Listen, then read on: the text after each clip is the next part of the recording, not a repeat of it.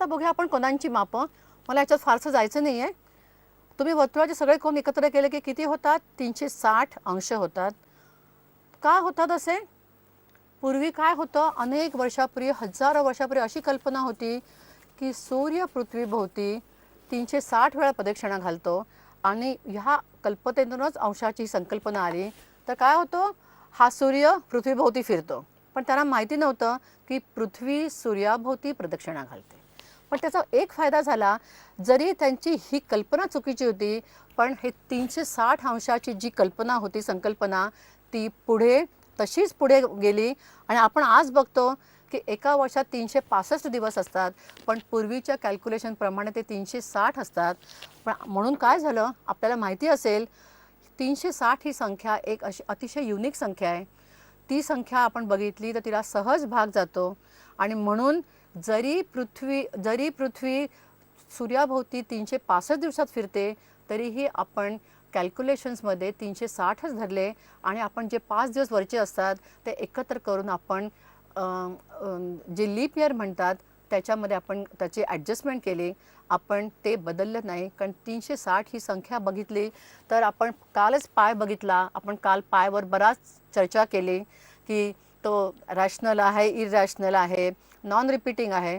तर पायमधली 360वा जो डेसिमल येतो, पाय 1000 वेळा पण जर आपण त्याचं डिवाइड केलं तरी पाय हा त्याचं रिपिटेशन चालूच राहतं. पण त्याची मुख्य हे आहे की 360वा जो त्याचा जो हे येतो, अपूर्णांक येतो किंवा डेसिमल प्लेस येते, ती प्लेस 360नेच होते. 360, 361 आणि 362 हा नंबरसुद्धा 360च आहे. त्यामुळे 360ला अतिशय गणितामध्ये महत्त्व आहे आणि म्हणूनच आपण ह्या सगळ्या अंशाला 360 अंशाचा आपण म्हणतो आणि 365ची ॲडजस्टमेंट कुठेही केली गेली नाही. आपण त्याच्यामध्ये लीप इयर ॲडजस्ट करतो, पण आपण अजूनही समजतो मूळ याच्यामध्ये की पृथ्वी सूर्याभोवती 360 दिवसात फिरते. ते 5 दिवस आपण दर 4 वर्षांनी ॲडजस्ट करतो. आता बघूया आपण कोणांची माप आहे. आपण मगाशीच बघितलं की 4 काटकोनाने वर्तुळ बनते, म्हणून काटकोनाचे माप किती आहे? 90 आहे. लघुकोन किती आहे? 90 पेक्षा लहान आहे. काटकोन हा 90 आहे. विशाल कोन हा 90 पेक्षा मोठा आहे आणि सरळ कोन हा 180 आहे.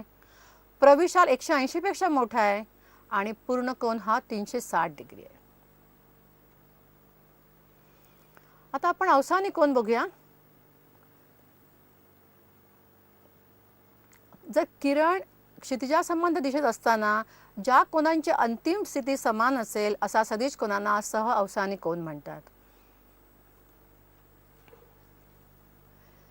पहिल्यांदा काय होतं, आपण पहिला कोन येतो 40 डिग्रीमध्ये आहे. आपल्याला एक माहिती असेल की कोन कसे मोजतात. जेव्हा ती किरण अँटी क्लॉकवाईज जेव्हा फिरतो तेव्हा आपण कोन हा पॉझिटिव्ह कोन म्हणतो किंवा धनक कोन म्हणतो आणि जेव्हा ते क्लॉकवाईज डिरेक्शनमध्ये फिरतो तेव्हा त्याला आपण ऋण कोन म्हणतो. म्हणून अंतिम किरण जेव्हा तो उलट्या दिशेला फिरायला लागतो तर तेव्हा त्याला तो निगेटिव्ह किरण म्हणतात आणि निगेटिव्ह अँगल म्हणतात आणि जेव्हा तो ह्याच्यामध्ये जातो तेव्हा त्याला पॉझिटिव्ह किरण म्हणतात. कोनांचे प्रकार बघूया. आता आपल्याकडे प्रोट्रॅक्टर आहे आणि आपण हे बघूया की ह्याच्यावरती खराच कसे कोन काढता येतात. कारण सर्वसाधारणपणे मुलांना कोन म्हणजे फक्त जास्तीत जास्त 180 डिग्री असतो, त्यांना माहिती आहे. प्रविशाल कोन, सह अवसानी कोन ह्याचं त्यांना फारसं माहिती नाही. म्हणून आपण एक छोटासा हे बघूया की ह्याच्यावरती कोन कसं काढता येईल. ॲक्यूट अँगल किंवा लघुकोन कुठपर्यंत असतो? हा 0 पासून 90 पेक्षा कमी असतो. आपण जेव्हा 90 वर जातो तेव्हा तो काटकोन किंवा राईट अँगल तयार होतो. 90 पासून पुढे काय होतं? तो ऑब्च्युज अँगल होतो किंवा विशाल कोन म्हणतात. पण मुलांना ह्याच्यातून बरोबर कळेल की विशाल कोन म्हणजे 90 पेक्षा मोठा आणि 180 पेक्षा लहान. जेव्हा आपण प्रोट्रॅक्टरचा आपला जेव्हा किरण 180शी मिळतो तेव्हा तो सरळ कोन किंवा स्ट्रेट अँगल तयार करतो. त्याच्या पुढचा कोन काय आहे?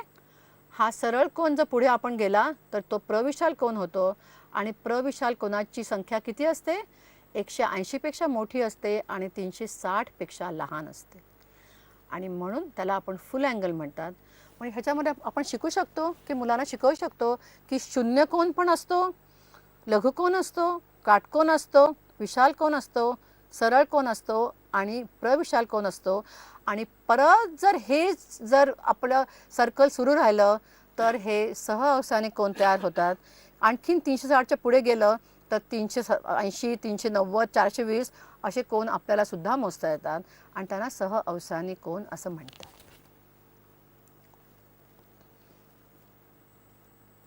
आता आपण बघितलं की हा सहअवसानी कोन आहे. हा कसा फिरला? हा उलटा फिरला आणि म्हणून अँगल BAC हा किती आहे? -320 आहे.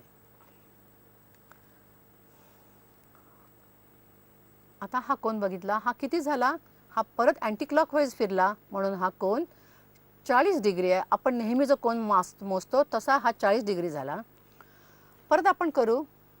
हा कोन किती फिरला? एकदा 360 फिरला आणि परत तो 40 फिरला म्हणून हा कोन किती झाला? हा 400 डिग्री हा कोन तयार झाला. म्हणून आद्य किरण परत दिशा असताना त्या अंतिम कोनाची स्थिती समान असेल तर सदिश कोनांना सहअवसानी कोन असं म्हणतात. आता आपण कोनांचे माप घेऊया. कसं माप घ्यायचं?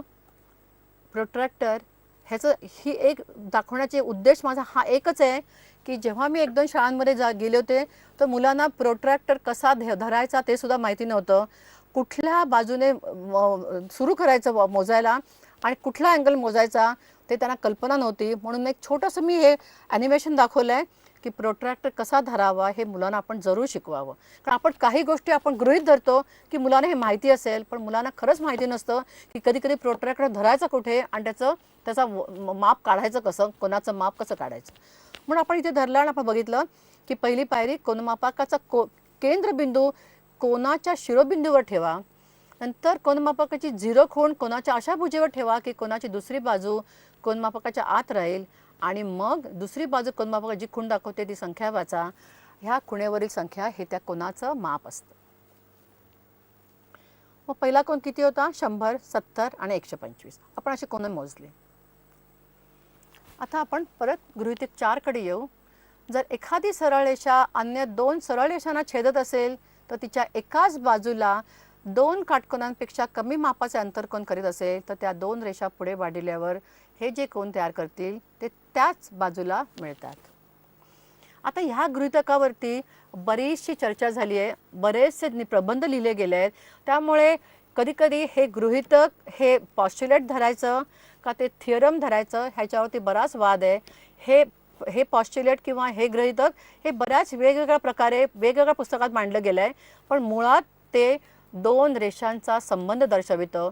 2 समांतर रेषा नसतील तर काय होतं, ह्याच्यातले कोन कसे तयार होतात आणि जर ते अंतरकोन जर 180 नसतील तर त्या रेषा नेहमीच एकमेकांना छेदतात.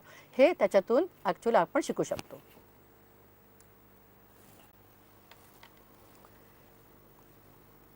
आता आपण बघूया. जर एखादी सरळ रेषा अन्य 2 ह्या छेदत असेल तर तिच्या एकाच बाजूला 2 काटकोनांपेक्षा कमी मापाचे अंतरकोन करीत असेल तर त्या 2 रेषा पुढे वाढवल्यावर तयार होतात तर त्याच बाजूला मिळतात. आपण बघूया आता तर कशा मिळतात. एकाच बाजूला मिळतात आणि त्याचं काय तयार होतं? एक छेदतात आणि तिकडे एक कोन तयार होतो. हे असे 4 आपण जे 5 आपण एक गृहीतक शिकलो ती 5ही गृहीतक भूमितीचे पाया आहे आणि सगळी भूमिती त्याच्यावरच अवलंबून आहे. आता आपण बघूया. बिंदू बघितला. आता बिंदूचे आपण बरेच गुणधर्म बघू, रेषांचे गुणधर्म बघू आणि त्यातून भूमितीचा उगम कसा झाला हे बघू. आता बघूया. 3 किंवा त्यापेक्षा जास्ती बिंदू जर एकाच रेषेवर असतील तर त्यांना एकरेषीय बिंदू म्हणतात. आपण बघतो हे 3 बिंदू आहेत. हे 3 बिंदू एकाच रेषेवर आहेत आणि त्या रेषेला काय म्हणतात आपण? हे सगळे एकरेषीय बिंदू आहे आणि त्याच्यातून एकच रेषा जाते. एकरेषीय बिंदूचे एक उत्तम उदाहरण म्हणजे काय? प्रार्थनेसाठी उभे राहिलेले विद्यार्थी. ते कसे असतात? ते सगळे एका रेषेत उभे असतात. किंवा जेव्हा आपण 26 जानेवारीची परेड बघतो, 15 ऑगस्टची परेड बघतो, त्या परेडमधले सगळे जे सहभागी झाले असतात ते एका रेषेत चालत असतात. आणि ते पण एक अतिशय सुंदर उदाहरण आहे की एकरेषीय बिंदू म्हणजे काय, तर ते सगळे परेडमधले जण एका रेषेतच चालत असतात.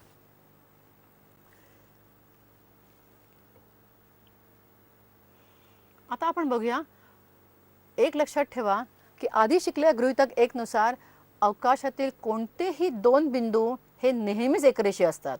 म्हणून एकरेषीयत्वाची संकल्पना नेहमी 3 किंवा त्यापेक्षा जास्त बिंदूसाठी लागू पडते. दोन बिंदूला आपण ती एकरेषीय बिंदू रेषा म्हणू शकत नाही, कारण कोणतेही दोन बिंदू आपण जोडले तर ती रेषा नेहमीच एकरेषीय असते.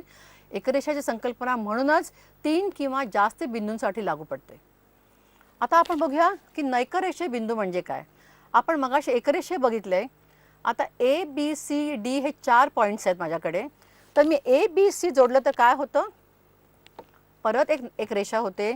जी रेषा काय आहे, ए बी आणि सी हे परत एकरेषीय बिंदू आहेत, पण डी हा बिंदू ह्या रेषांच्या बाहेर आहे. म्हणून ह्या बिंदूला काय म्हणतात की तो एक नैकरेषीय बिंदू आहे. तो बिंदू ए आणि बी आणि डी एकत्र जोडले तर एक सरळ रेषा सरळ तयार होत नाही. आता आपण बघितलं, अतिशय महत्त्वाचं बघितलं, बिंदूचं आपण बघितले गुणधर्म, रेषेचे गुणधर्म बघितले. आता आपण जाऊया प्रतल. प्रतल किंवा प्लेन हा असाच एक थोडासा समजायला कठीण आणि नुसत्या पुस्तकाचे जे आपल्या आकृत्या आहेत त्याच्यातून समजायला आणखच कठीण जातो. म्हणून त्याच्यासाठी ॲनिमेशनचा किंवा 3Dचा किंवा ह्या टाईपच्या ह्याचा फार आपल्याला माध्यमाचा खूप चांगला उपयोग होतो मुलांना शिकवण्यासाठी. तर आता आपण बघूया की प्रतल कसं शिकवावं. आता एखादी साधी पेटी घ्या. ती पेटी थोडीशी आपण आकुंचित केली तर काय होते, पेटीची हळूहळू उंची कमी होते. आणि मग एकदा असं होतं की ती पेटी म्हणजे आपण इमॅजिनरी करूया की ती पेटीची जाडी अगदी नगण्य होईल. ती पेटी म्हणजे एका पेपरासारखी दिसेल की जिला जाडी नाही आहे.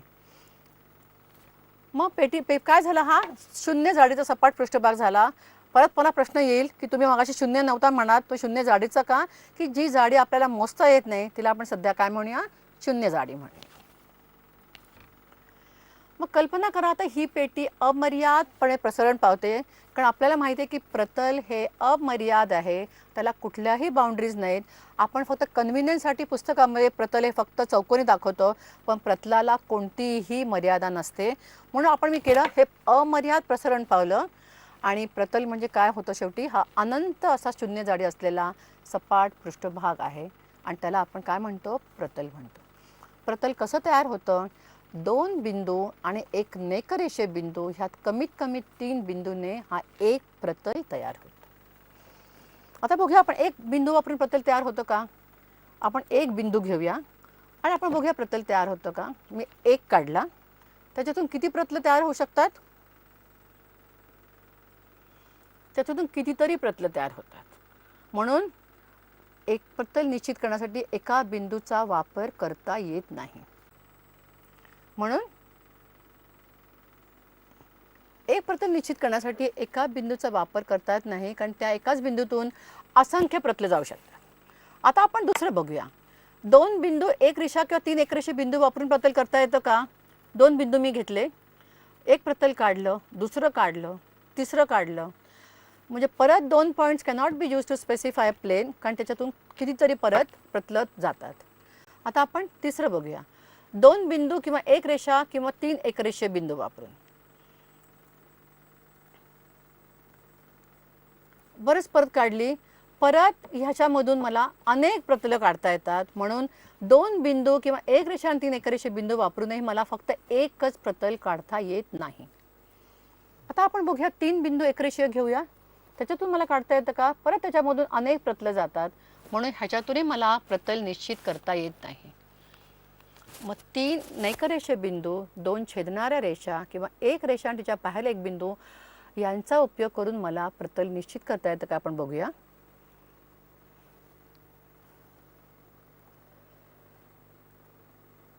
आता आपण बघितलं की ह्याच्यावरून जर 3 नैकरेषीय बिंदू असतील तर त्याच्यामधून फक्त एकच प्रतल जातं. 2 रेषा बघूया आता छेदणाऱ्या, त्याच्यामधून किती प्रतल जातात बघूया. पहिलं प्रतल फक्त वरच्या रेषेतून जातं, एका रेषेतून जातं. दुसरं प्रतल दोन्ही रेषातून जातं. तिसरं प्रतल परत एका रेषातून जातं. म्हणून 3 नॉन कोलिनियर पॉईंट्स किंवा 2 intersecting lines can be use to specify only 1 plane. म्हणजे आपण 3 नैकरेषीय बिंदू किंवा 2 छेदणाऱ्या रेषा किंवा एक रेषा आणि त्याच्या बाहेरील बिंदू ह्यांचा उपयोग करून आपण प्रतल काढू शकतो. अशा प्रकारे प्रतलाचं थोड्याफार प्रमाणात मी सांगण्याचा प्रयत्न केला आहे. मला माहिती आहे प्रतल शिकवणं हे अतिशय कठीण आहे. आम्ही ह्या माध्यमातून त्याचा सांगण्याचा प्रयत्न केला, जितका जमला तेवढा केला. ह्याच्या पलीकडे ॲनिमेशनचे पण लिमिटेशन असतात, त्यामुळे आम्ही तेवढ्यातल्या तेवढ्यात सांगण्याचा प्रयत्न केला.